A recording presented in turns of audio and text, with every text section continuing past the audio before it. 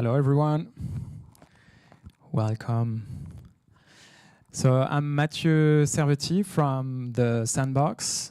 For those who don't know yet, the Sandbox, it's a virtual world based on Web3 and the blockchain. And I've been working in the marketing and helping brands develop their activities with digital for the past 17 years, including 12 at Google. And I believe that brands are being challenged at the moment because we are at a turning point. Maybe we can just have a quick survey. Who in the room was born after the 1990s? Right. More than 50%. So I'm not part of it, unfortunately, but more than 50%. And yes, this is actually a revolution we are living for the history and also for brands. The fact that digital natives are coming of age. And as we've seen, there are more than 50% of the global population which is now digital native. And why it is interesting for brands, or why it is challenging for brands, is the fact that those digital natives are not reacting in the same way than the previous generation to marketing activations, marketing campaigns. If we look at this generation, we see that almost 70% of digital natives find ads disruptive, and when they see an ad, they just turn to a different screen when ads run. So basically, buying eyeballs with large media buy is really challenged by the fact that those digital natives don't really like ads.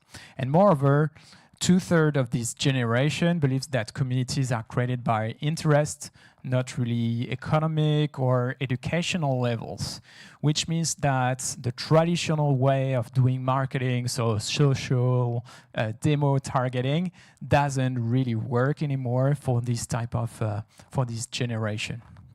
So the question is, how do we build brands in this new digital native era?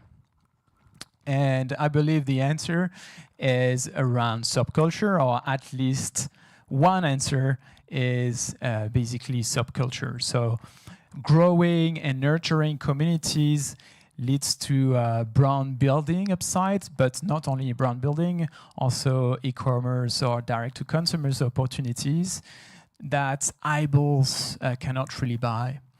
And what brands can achieve with that is basically having credibility among these communities and earn media, which is something which is really hard to have with traditional marketing. And if we think about it, and you are, I'm sure, very aware of that, the Metaverse and Web3 is a subculture, if we think about it. It has its own value around decentralization, around digital ownership, its own wording, good morning, and also communication channels. I'm pretty sure everyone is on Discord here. So this is a culture and a subculture itself. And for brands to be relevant to this subculture and more broadly to digital natives, I believe it's interesting to deep dive and understand 3 major trends which are part of this metaverse subculture. The first one is obviously the fact that metaverse is tapping into gaming, and gaming is not really a small group of people in their bedroom anymore. There are more than 3 billion gamers in the world. And a recent study showed that Gen Z is spending more than 12 hours per week on virtual worlds, on gaming, which is more than TV. And for our marketers, it's really challenging because they have been buying, TV for years, for decades. So it's a wake-up call.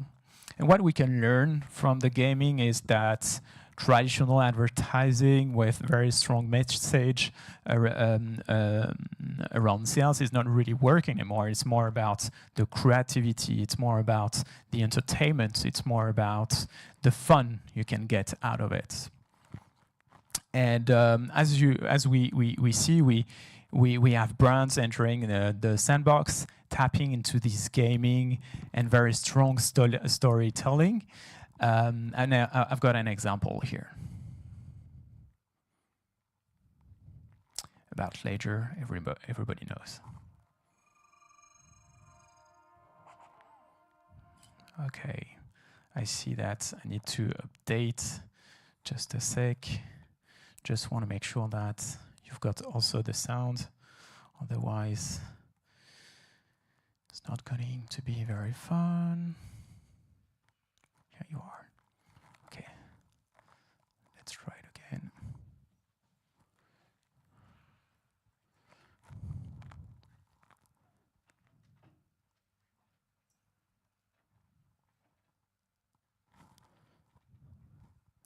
Can we have the sounds? No.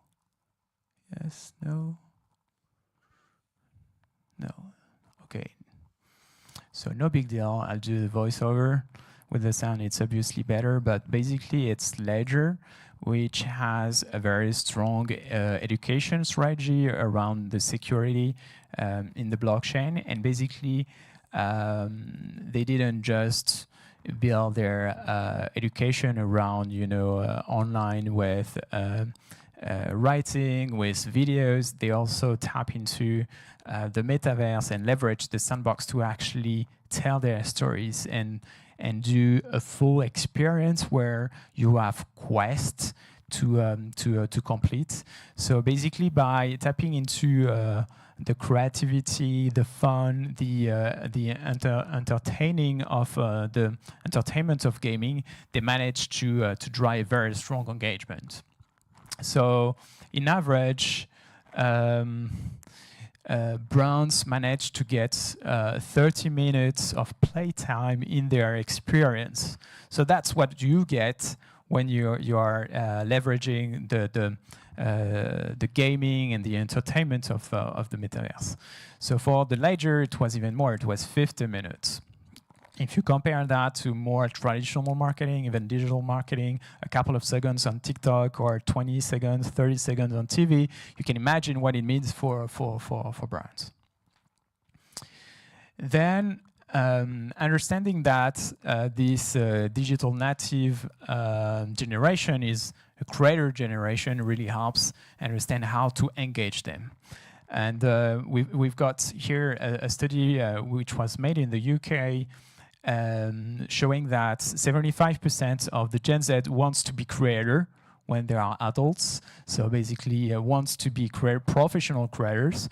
Creators meaning, doing videos, TikTok, YouTube, Instagram, but also creators in the gaming area. And what is important here is the power of the community for this creator generation and the fact that there is a co-creation with this community. And what we observe at the Sandbox is that we've got very large brands, we've got artists, we've got IPs like Hair Beers or Walking Dead, which are really working with the community of creators through game jams to actually create part of their game and engage with the community. So the benefit of that is definitely that obviously you can create assets, you engage the community, but you have a halo effect. You have kind of an earned media in that sense. And what we observed is that this engagement drive conversation beyond the sandbox and create a conversation on social media. Basically, you earn media. And as an example, on the last season at the Sandbox, there were more than 10,000 hours of streaming only on YouTube and of video on YouTube. So that's the power of the community. And finally, the other major trend is obviously the fact that digital ownership is a second nature for digital natives. they have been investing or buying digital assets for years, and there is a change in paradigm, obviously, with digital ownership and NFTs. And it's a major trend, and obviously on art, but also on gaming, on profile pictures and other things. And the insight here for brand is really understanding that digital ownership comes with utilities, comes with what I call a carrot, which is kind of a trigger for the community to engage with specific assets. And at the Sandbox, obviously, we've got millions of accounts who has these wallets, those NFTs, and basically it's a direct relationship that the brands can have with the users, the players, engaging them directly.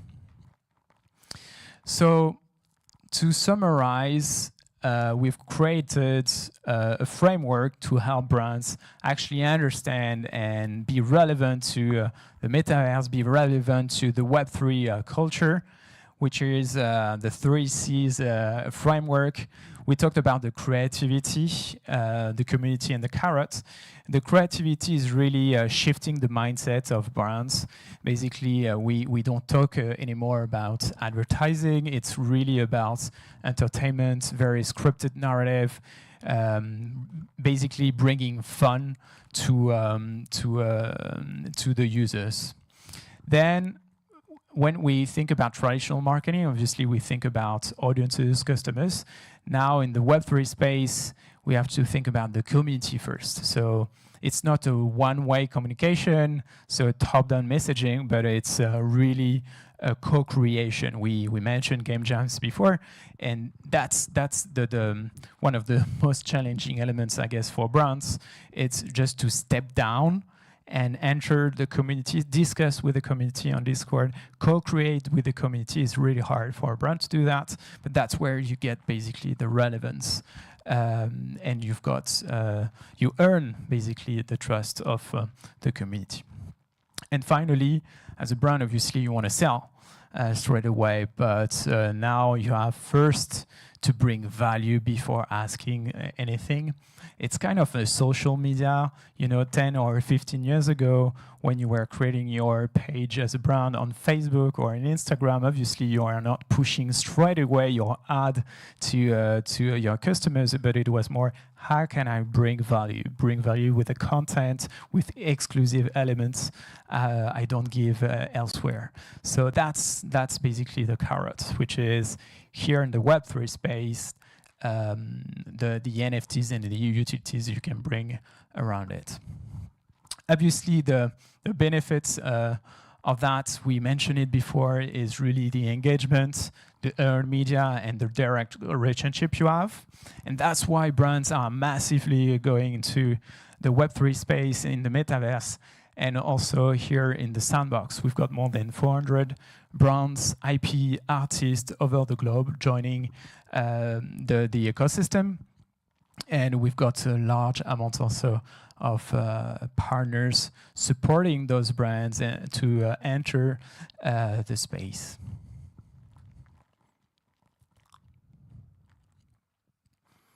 All right. The sound is still not working. So I wanted to show here basically how brands are celebrated in the Sandbox. You can recognize the Bored Ape, you can recognize other World of Women, you can recognize Cyberpunk here, Warner, a lot of different... Oh, thank you. Oh my god. Wow. Woo! Ouch! Good shit, nephew. No way. Paris Hilton! Oh, they let children in here. Yeah, it's a birthday, can't you see? Makes total sense. You don't get it, do ya? Who cares? Let's go. So yes, it's a glimpse of how brands are celebrated in the sandbox and are part of the culture, because they manage to actually leverage all those insights, all those triggers of the Web3 culture. It's around entertainment, it's around community, it's around bringing value and utilities. And as they manage to do that, they build for the platform, not for them. That's how they get the relevance, and that's how users are spending as much time in the brand experiences than in other experiences, because it's relevant to them, it's fun, it's entertaining, it's basically part of the culture they are joining, why they are joining. Right. Not again. So brands are joining and are actually doing different elements in the sandbox, and I put a couple of examples here which I feel are relevant.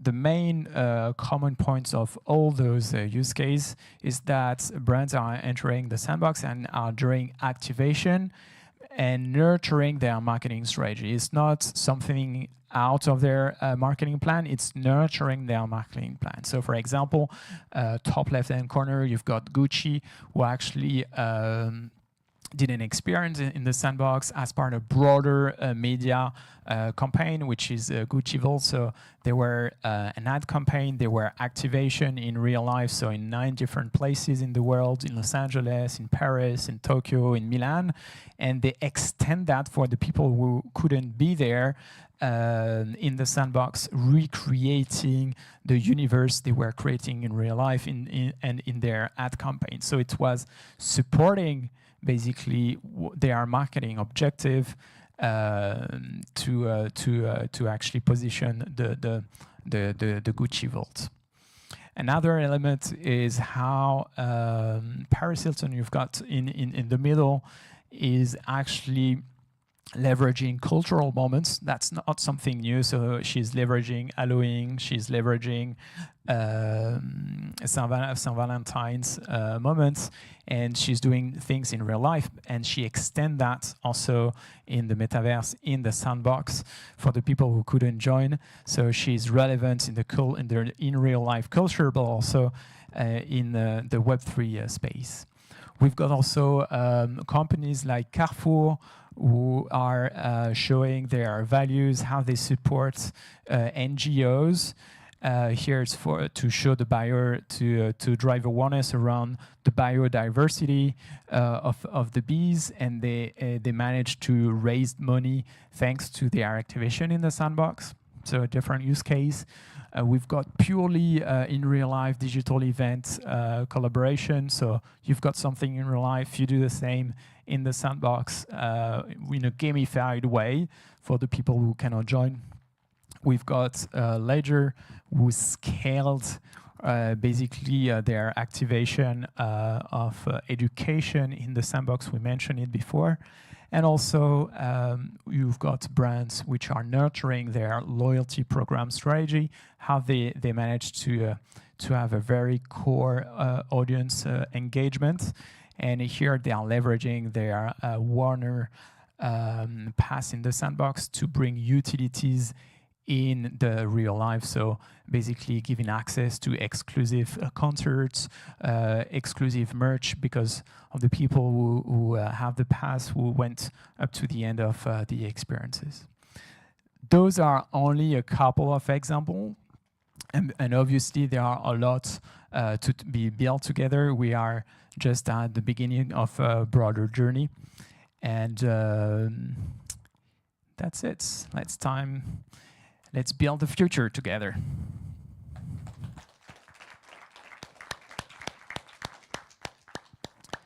I guess we've got 4 or 5 more minutes. If you have any questions, I'd be happy to answer. How many users do you got, and how do you build the number of users that you have of your platform?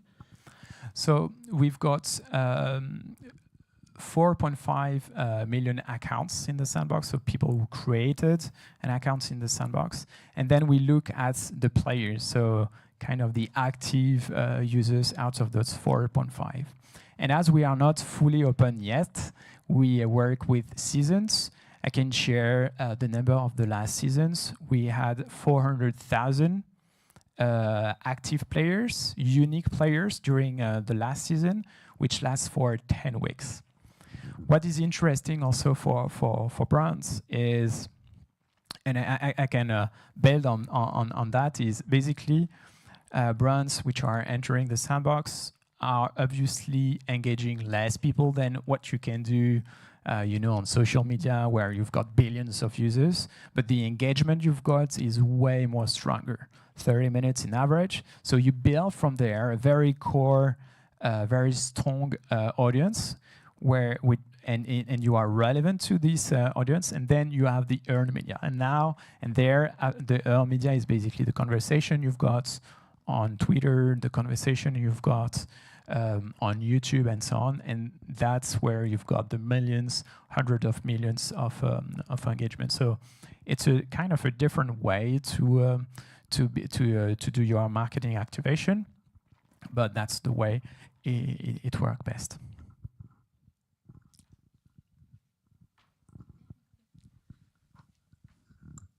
You mentioned kind of co-creation with communities being really effective. A lot of the examples that I've sort of seen, I feel still quite like single player in the way that someone engages, even whether it was like the Ledger example, someone plays the game and then they learn more about Ledger, but it still feels kind of one way in that sense. What do you think right now, and perhaps within Sandbox especially, are the best ways for communities to almost like hear the voice of the actual community, and the community actually start building together with the brand and create more of that co-creation that you mentioned? So so first of all, the co-creation is still here. Maybe there are hundreds of experiences out there, and the one you see the most at the moment is the one which is built with the sandbox. So we talk a lot about Snoop Dogg, we talk a lot about Warner, we talk about all those brands and very large artists. But there are also smaller groups, medium-sized groups, which are building with the community and are running a game jam contest, and it's really something which is well received by the community, because they are creators, they are gamers. That's the way it works in the gaming industry, in the gaming space. And so we are only at the beginning of the journey, and we only see the tip of the iceberg, obviously. But the more brands will join, the more we are going to open the sandbox, which is the case at the moment. So basically everyone can build in the sandbox. The more we'll see co-creation. And once again, I really like the fact that we compare that to social media 15 years ago. 15 years ago, brands were out there pushing their message a bit alone. And then if you look at what's happening now, it's the co-creation with the creators, which are relevant in this space. That's the way they get the trust of the end users on the social platform. So it's a question of maturity also, I guess. We are at the beginning of the journey, and I'm sure we'll see more and more co-creation game jams in the future. Yes, maybe one more question. Yeah, I'm just curious, because you mentioned this is mostly targeted at younger audiences. How do you think older audiences would perceive this, and do you think that they would adopt it eventually? So that's a really good question. So I mentioned younger audiences, younger being born after the 1990. So it's not that young, to be honest. That's number one. And it's representing, once again, more than 50% of the global population. And number two, when we are entering the Web3 space, it means wallets, it means tokens, so it means people above 18. So what we see and what we observe is that most of our users is from 18 to 45. So it's a good mix of digital natives plus. let's say, kind of players. And that's it. I'll be right here. If you have any question, I can answer them. Thanks.